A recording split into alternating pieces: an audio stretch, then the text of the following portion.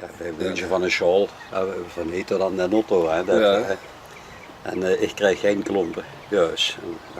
Het was winter en dat sleuren, dat ging veel beter met klompen als met schoen. En ik ben juist aan het zeggen, en maar ik kreeg geen klompen. En het was in de winter en mijn pa, dat was een aannemer-metser.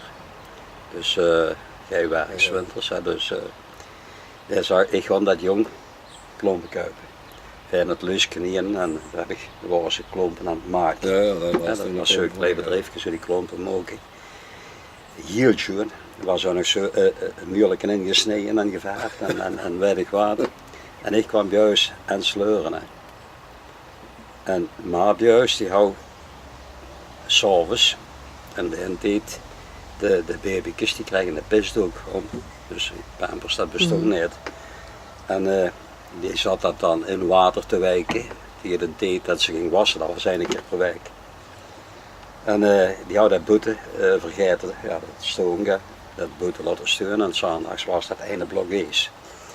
En die kipte dat nummer om en er lag zo'n blok ijs in de vorm van een nummer.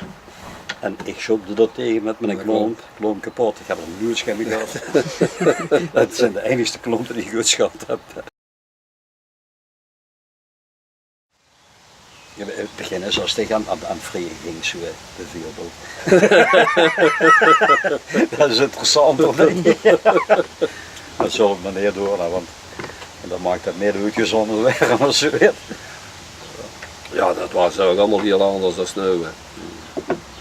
Nu, ik hou eigenlijk veel succes met mijn brommerke. Die mannen die een brommerke houden. Want ik had een brommerke? Ik had een brommerke. En hoe oud was die toen? 15 jaar. Dan was ik nog lang meer dan brommen. Alle jong. Ja, ja. Hoe kwam dat? Ja, met bij verleden op brouwerij. Ja, is maar een café en dan Jules met. Ja. Je hebt ook niet als manneke met. Je wil met de cafés gewoon te helpen lossen. Heel plezierig, ja. Heel plezierig. Steve Zaadrijvers? Nee, toch niet. Bij de Jules de Met ook zeker? Jules wel, ja. Ja. Maar zo kwam ik er dan eigenlijk al midden 50 zeker, eind 50 jaren al als student kunnen werken op brouwerij. Onder vakantie bent, ja dat besteedt er niet, student te werken. Maar zo kwam ik daar dan binnen, ik heb daar eigenlijk zo ongeveer alle werk gedaan als ik kon doen. Dat is niet. En ik meen in die tijd echt toen 11 frank per uur of zo wat al.